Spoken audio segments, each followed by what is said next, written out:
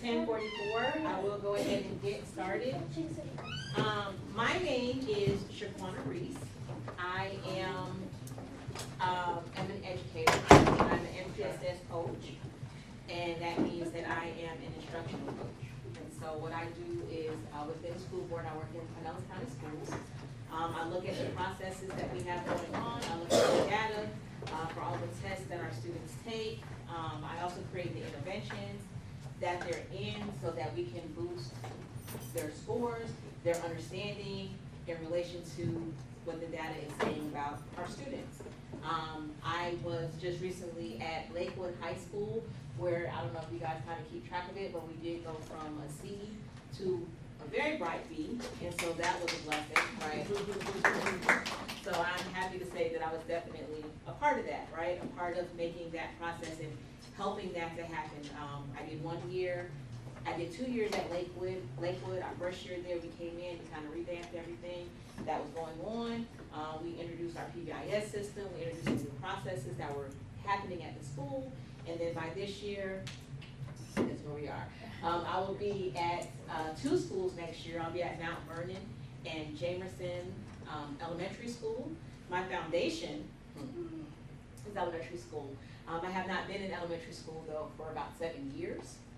And my new principal was like, hey, how long have you been out?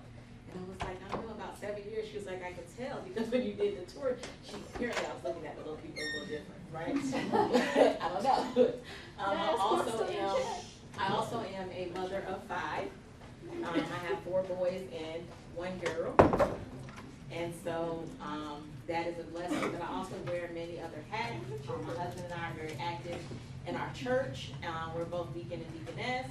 And just recently I was a football coach, but I retired a year ago. My husband retired last year from coaching football, but I've been coaching football since '08. I took a small break. I got my master's degree, and as soon as I finished my last class, my husband was like, Brett, come out here on the field. I need you to come back out here. How Josh said he's the disciplinarian, I am the discipline character coach. And so that is me, right? I am the disciplinarian. I don't know. You have all those males on the field, but I am the one. If you ever have a chance to go on YouTube, it's Game Time is Prime Time. And I feel so bad for my little people. They're older now. The majority of them are starting 9th grade this year. But I feel really bad because I go back and I look at the video when they were on flag, which means they were like 3 and 4 years old. And I was like, why is that dude yelling at them? And that's why it's me. But today we are here to talk about bent, not broken. The part that I focused on, I added the resilience through faith and life storms, right? And so I ain't coming in and starting, I'm just bringing more people. So come on in. He's so rowdy today. Good morning, everybody. How we I'm doing? glad someone else noticed. Right. That's what we do it. Y'all moving different today. Okay. See, See what happens when we bring more than 10 women to the thing? You try to get them. That's the problem. Thank you. But we're looking at resilience through faith and looking at life storms, right? And it is a choice for you to make. But I hope that when we leave here, that you make the choice that you're bent and that you're absolutely not broken, right? I don't know if you guys have ever seen like a hurricane. I don't think everybody's husband rolls around in a hurricane. My husband does, Lord help us. He rolls around in a hurricane. Y'all think I'm joking. I am so not joking, right? He looked at that last hurricane that we had and he was like, oh my gosh, the eye is in Madeira Beach. Let's go. I was like, no, we should not go. But thank the Lord, the police were blocking the bridge, right? Because it really was a bad storm. I mean, the water was high. But if you've ever seen a storm, if you've ever seen videos of the storm, you ever see those palm trees where those palm trees are like blowing in the wind and they're like bent to the top of the palm tree is like all the way to the ground? Have y'all ever seen that? Right? That palm tree is definitely bent. And after the storm, it's probably going to have a different shape to it, right? But for the palm trees that don't break, they're only bent, right? And I kind of want you to keep that image in your head because if it breaks, what's going to happen to it?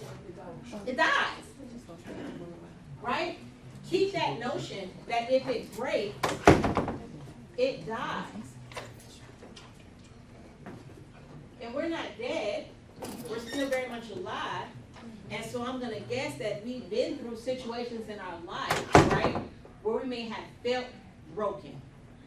We may have felt as though it was the end, or could have been the end, or should have been the end. Or maybe it still sometimes feels like it's the end. But I want you to understand that even in those situations, you were not broken. You were bent. That tree was bent all the way, ravaging the ground. But when that storm was over, that tree still stayed. Its roots still stayed. It still had its purpose in life, and it's the same thing with you. You still have your purpose in life, no matter how many times you've been bent. I always go through where it says faith. I am, like I said, I am a Christian.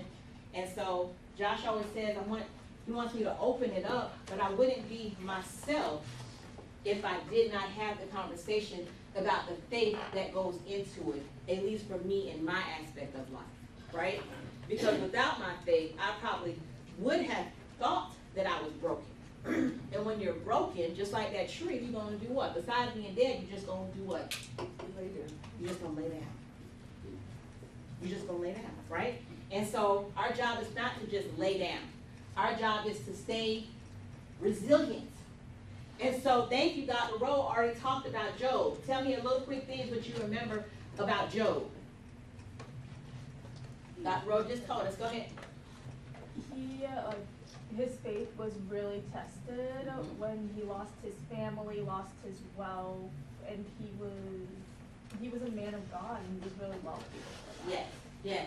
And so understand that the Bible always talks to us and shows us. So right here we have our two J's. We have Job and we have Joseph. Job's story is tragic. Job lost everybody but his wife. He lost all of his children. All 10 of his children were killed. Not just lost, they were killed. All the wealth that he had, right? Because everyone honored Job because he was a man of good standing with God. And he was this man that had a great reputation. How many of y'all feel or know about a reputation? Just know about a reputation, right?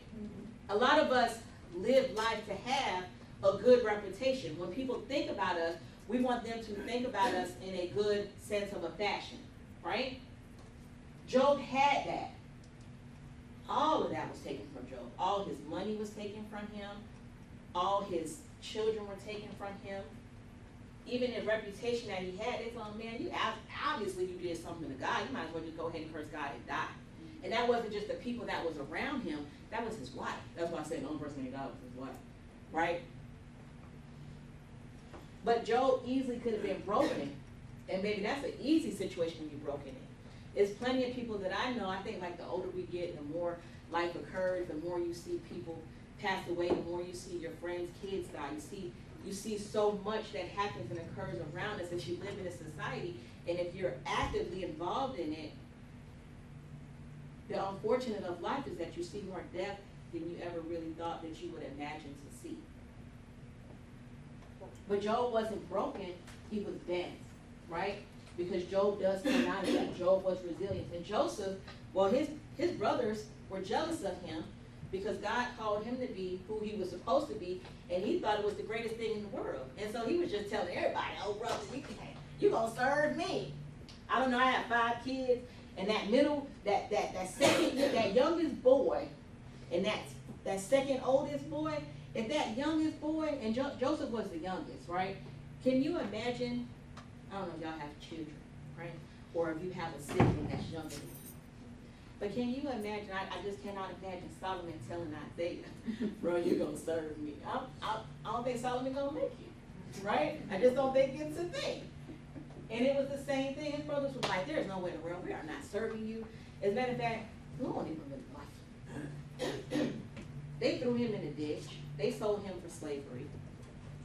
He ended up being accused, even of rape. He ended up in prison. He ended up helping people in prison that forgot that he was in prison. And so this was the life that he lived. And even still down there, he still served God. His faith kept him alive. And just so kids, if you don't know the story of Job, yes, he comes out of it. And yes, his brothers do end up serving him. They absolutely do end up serving him. If you haven't read the story of Job, or if you haven't read the story of Joseph, take the opportunity to go in the Bible and read those stories and learn it. Because those are two stories that you're like, oh my gosh, there's no reason that they should not have been broken. But because of their faith, they were not broken. And it is the same thing throughout our life. Now, if y'all have a pen and a piece of paper, or if you have your cell phone, right? Remember, I was like, oh, I gotta give everybody in this card. And I was like, oh, people have cell phones. You can send yourself a text message. So this is a perfect opportunity. Take out your cell phone, and I want you to write down a time that you felt that you were breaking. Or a time that you felt that you were broken.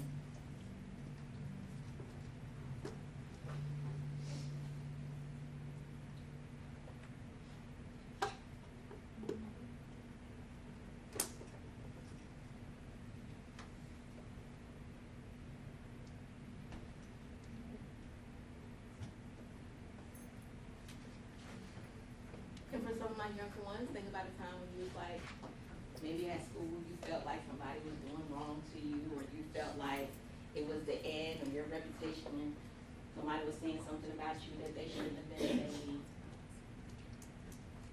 So just think about a time when you felt like, oh my gosh.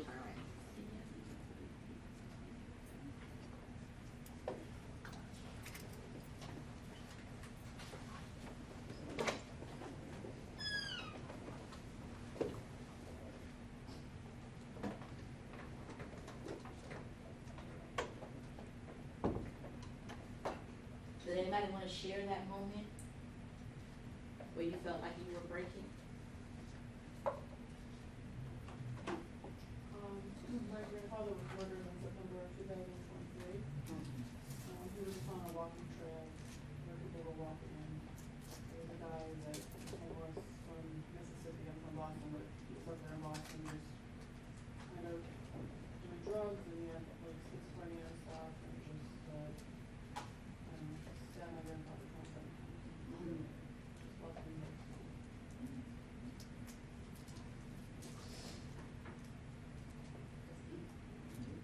It does make you feel, and it made you feel like, how did it make you feel? At first I was obviously upset and sad, but then I kind of went through an angry period of time, so I felt like somebody, should have been responsible if somebody was that sick, to make sure that they're safe for themselves and others, and, on proper medication and stuff like that, so these are some different emotions. Thank you. Anybody else want to share? The summer of my freshman year, incident happened where my family was pretty much couch surfing for a while because my mom's car was literally driven into our house pretty much. And during that time, I just kind of felt really, really alone due to the fact I had to try to, because I have two little sisters, I had to try to be brave for them, make sure they were okay.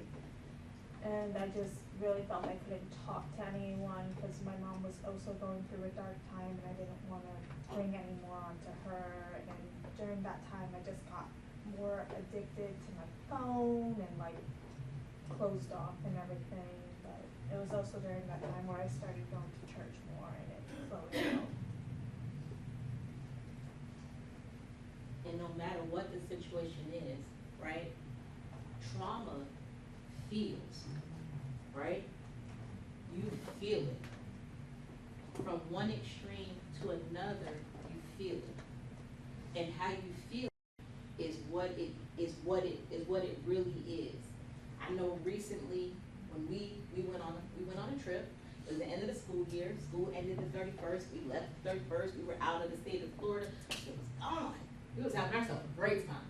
Like we were in Riverdale, Georgia. We were in Mississippi. We were in Louisiana. We were in New Orleans. We were in Texas.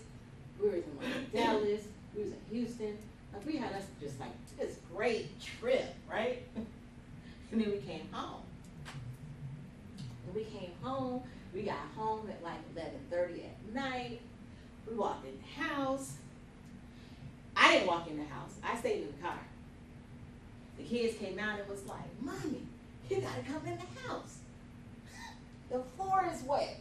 We were like, the floor is wet. Like they said the floor was wet, right?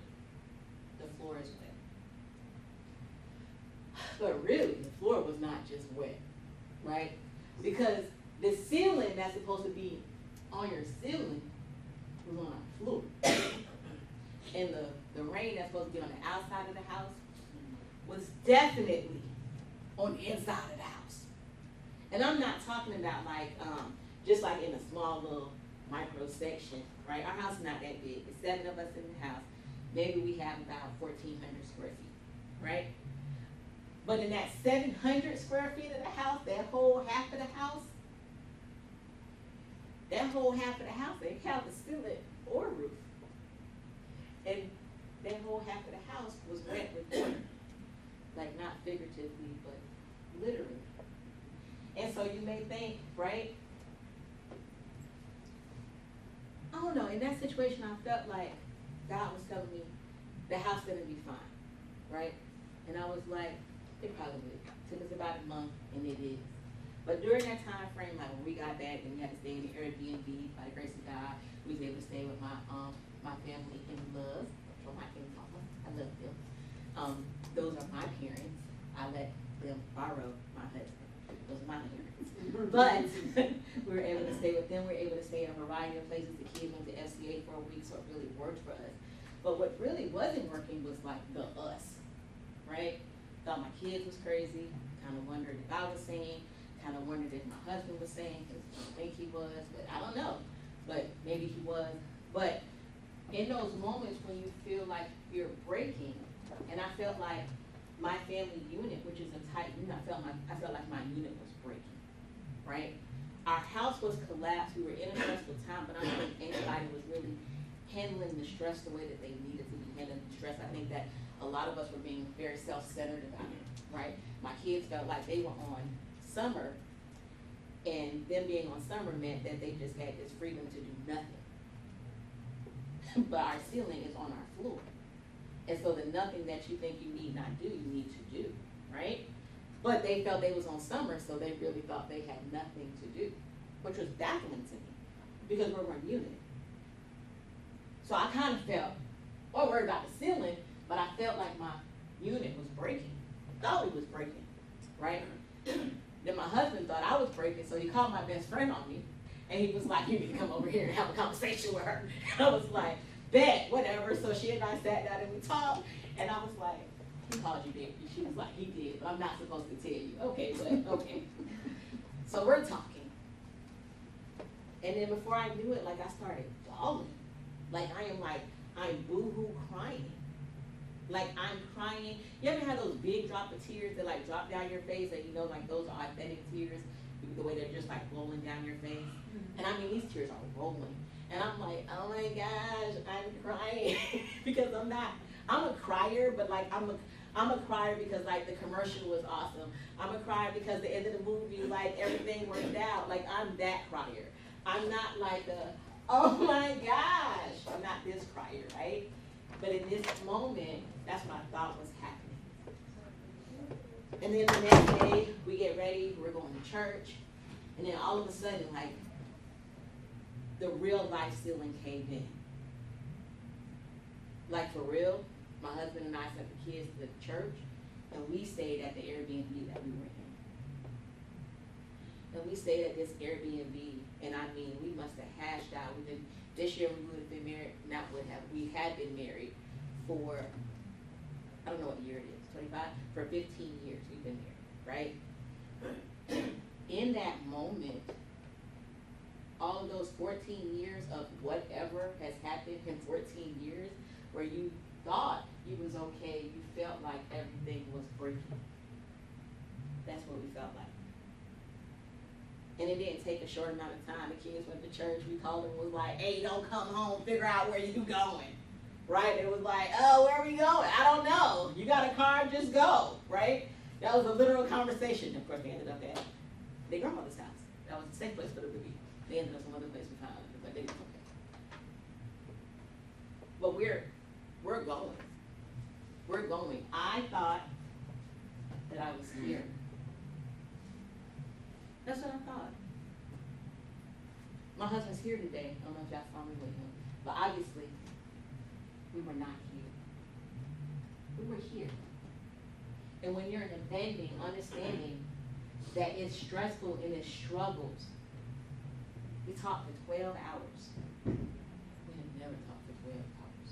Have you ever talked to anybody for 12 hours? I mean 12 straight hours. We didn't take a break. We didn't go to sleep. We talked for 12 hours. We had a conversation. But that conversation let us know that we returned stronger. And I see that y'all in your situations in life return stronger, right? And if you're still in a situation where you feel that you're breaking, I need you to understand that you are not broken. You are bending. And bending is painful.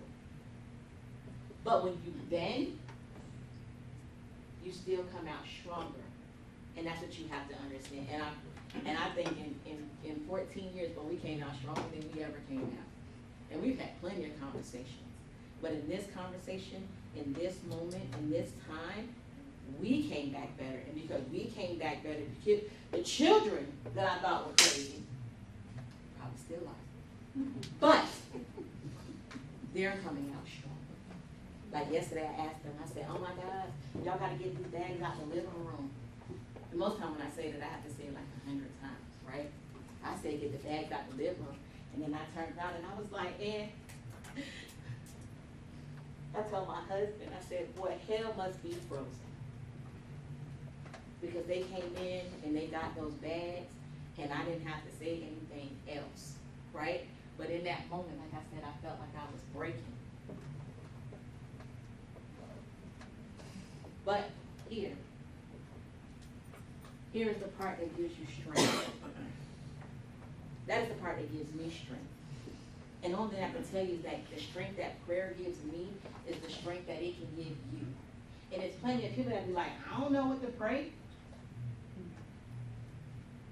It's all about what you have inside of you, right? And that was the other thing I had to change. Because it is so easy to be on social media. It is so easy to be on Facebook. Matter of fact, some of y'all on social media right now. And it's just the truth. Why? Because it is an addiction. Me, I don't even know my cell phone is. That's probably going to be a problem later. But some of us on social media right this second. Social media has such a grip on us, right? But not only does it have a grip on us, social media also shows us and tells us what it wants us to see. We do this. We scroll, whether you're on Facebook, TikTok, Instagram, Snapchat. It shows you an algorithm that it wants you to see. It's not necessarily an algorithm that you have chosen for yourself. And so on my algorithm, boy, everybody was fighting on my algorithm. I haven't figured that out. Not a fighter, definitely a lover. But everybody on my algorithm was fighting. There were fights, there was all type of crazy stuff happening, right? But that's the stuff that we put in us. Believe it or not, that there is like the gateway to everything. It's what we put in us. And so what you put in you is what you're going to pull out of you. Right? So it's easy to argue. It's easy to fight. It's easy to be like, oh, everybody crazy. It's easy when that's what's in you. Right? And so why do people feel like they struggle with prayer? Because it's not the prayer that's not in us. It's the scriptures that's not in us. It's the foundation that's not in us. So I had to go back and like revitalize what my foundation was like. Because it was solid and then it wasn't. And Dr. Rose said that. That happens in life. You think that you're on a path and you're following this path and you're like, yes. And then you're like, oh my gosh, where'd all the trees go? It's so dark over here. But it takes you a minute because there's like a fakeness of it that resembles what you're supposed to be doing. But you're really not on the path that you're supposed to be on. But sometimes we're not on the path that we're supposed to be on because we felt that we was broken and we left it. But you're not broken. Everybody say, I'm not broken. I'm not broken. Because you're not. Prayer is the salvation that gives it to you, but that salvation comes from Christ, that comes from God. Reading the scripture, right? What do you pray? You pray the scripture. I was supposed to bring a book with me today, and I left it, but it's an author called John Eckhart. When I tell you, when I started praying his prayers that are just scriptures, that aligned me to my life changed. This position that I'm in, literally the position that I'm in at my job, because I was like, I told my husband, I was like, hey, listen, I'm going to go ahead and become a nurse practitioner. And he's so supportive. He's like, yeah, go ahead and do it. No, that's not what I should do. I was like, you know how long I would have been in school? He was like, yeah, no. But God moves stuff out of the way, and he opens doors for you, right? But John Eckhart, when I tell you, it's the book is Root Out Demons. And when I began praying those prayers and understanding that prayer life, it changed. I was getting inside. Don't do it. But when you think about trauma, a lot of you have already written it down and how you feel like it has broken you. Maybe that's supposed to go to the other one. But here's your healing journey. It's overcoming the trauma, and it's overcoming any part of it that you have felt. That is the first part. Once you're praying, the next part is overcoming it. You have to overcome it. It cannot, it can't be your guiding factor. There was a lady on Facebook, and she feels like her mission in life is to tell women over 40, you don't need that man to direct you. You don't need a husband. You don't need it. And I'm that person. I go on Facebook and I'm like, oh my God, that sounds crazy. Let me respond, right? But then they respond back to you. And so she and I had a back and forth, right? I don't know. I mean, sometimes it's a ministry on Facebook. It's so much fun when you have those opportunities. But we went back and forth, and I was just like, you're working out of a trauma. You're working out of something. I saw you wave at me. You're working out of a trauma, right? And so I was explaining to her that you can feel that you don't need someone, but not based on what someone has done to you, right? It's okay. It's okay to not need someone. That's okay. But you can't not need them because somebody did. You said 5 minutes. You said 5. Huh? You said 5. They just finished Thursday. I can't walk in. I'm not allowed to walk in. Oh, I thought you was. You know what I'm saying? Good. Okay. But you can't operate out of that. You can't operate out of it because of a trauma, right? It's okay to feel that way, yes. It's not okay to feel that way if the trauma is your guiding. It shouldn't guide you, right? You have to overcome it. You have to heal. For me, my healing comes, like I said, through my faith. My healing comes through inputting the scriptures in me, understanding what God says about me, which means here. Look at yourself. If you have a cell phone, go ahead and pull your cell phone out and put it on selfie mode. Come on. Take your cell phone out, put it on selfie mode. Come on. Cell phone's out, selfie mode. I want you to look at you. I want you to look at you. Mama forgot her phone. I will give you my phone. I'm like, oh, here it is. That's right. I like that. Take your head. Here. Since you forgot yours. Put my business out. This my mama, y'all. This is my, she gave birth to my husband. So I want you to look at yourself, right? Because the first part to healing is embracing your identity, right? Trauma has a way of telling us who we are, but it's your job to tell yourself who you are. So I want you to look at yourself. Look at yourself and tell yourself, I'm great. I'm wonderful. I'm phenomenal. Look at yourself. I am me. I am who God created me to be.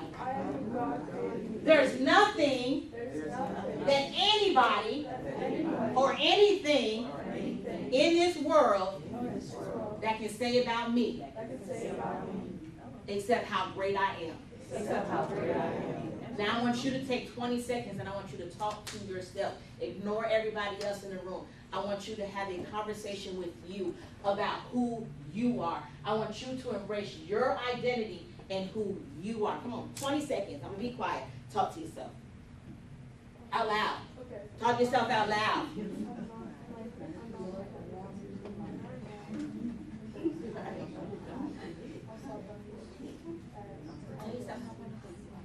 Tell yourself, I'm wonderful. Go ahead. Look at you. Yeah, I'm wonderful. I'm beautifully made.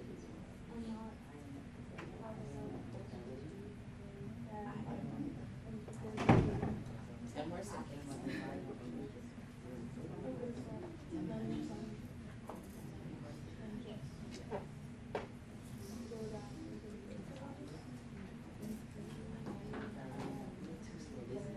Five more seconds.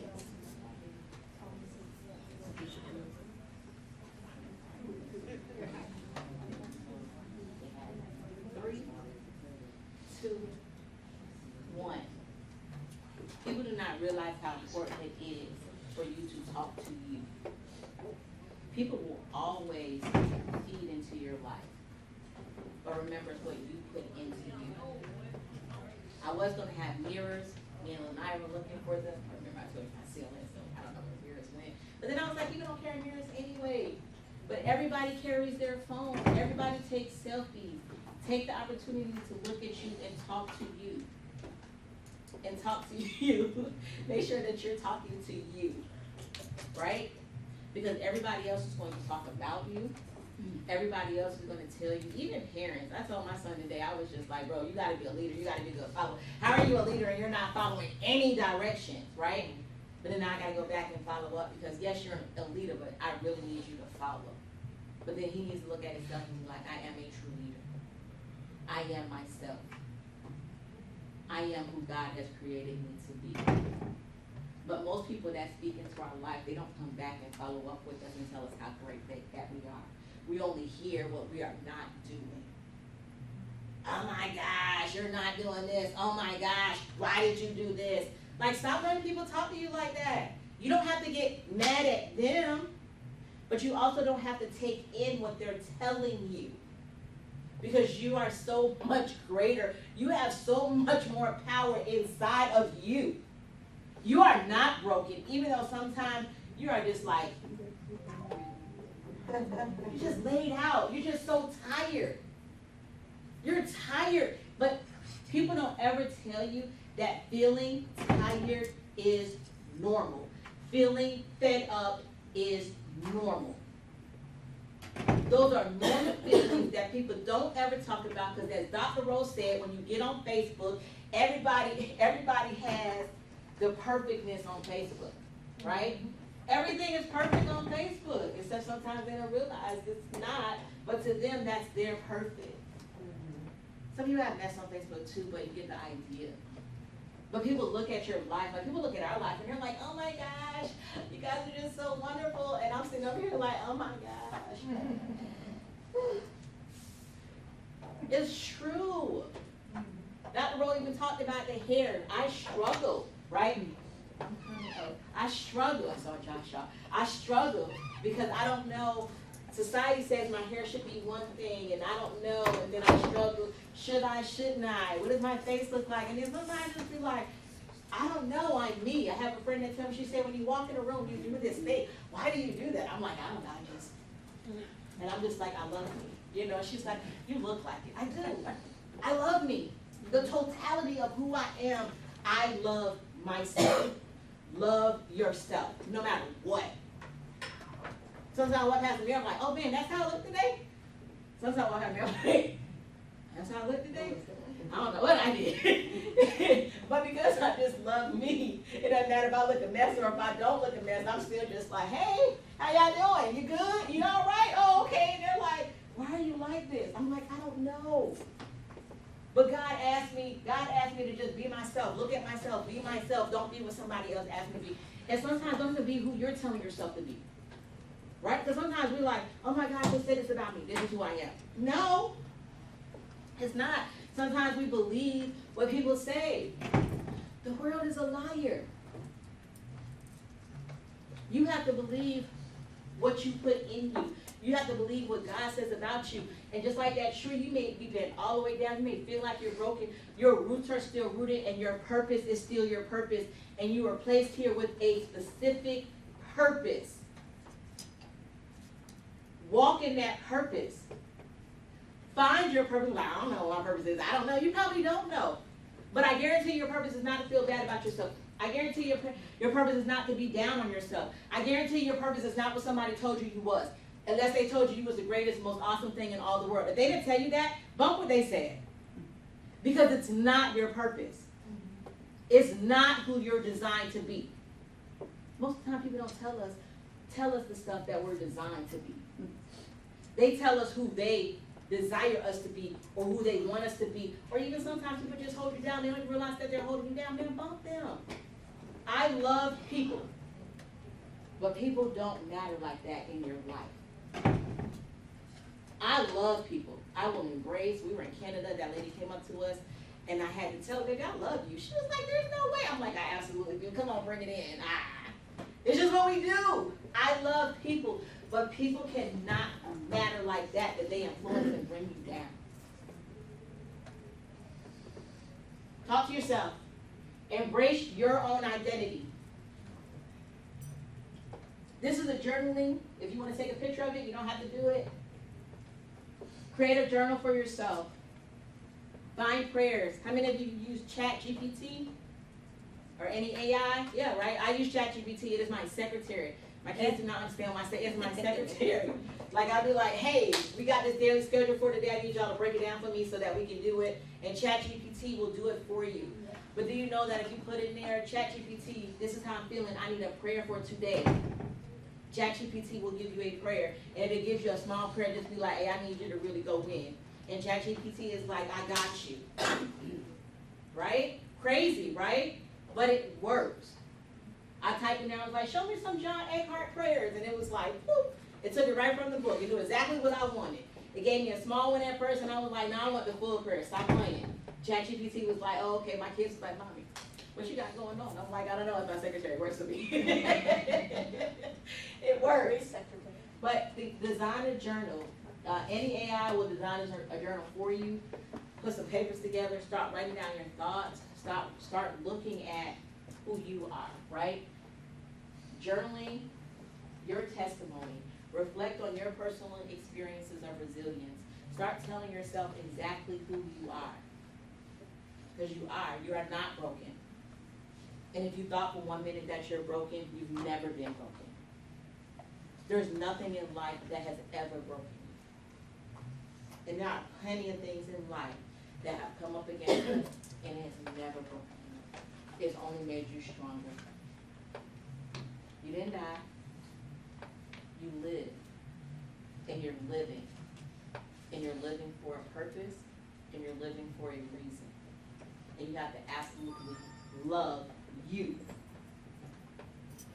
You are bent, not broken. The wind may bend our branches, our roots and our purpose still stand. Together we are living proof of growth through grace. You are bent, not broken. And I am shaquina Reese. And you can text me at any time. Don't call me. People say I don't answer my phone. But I do. But if you text me, I'll respond. I think we finished.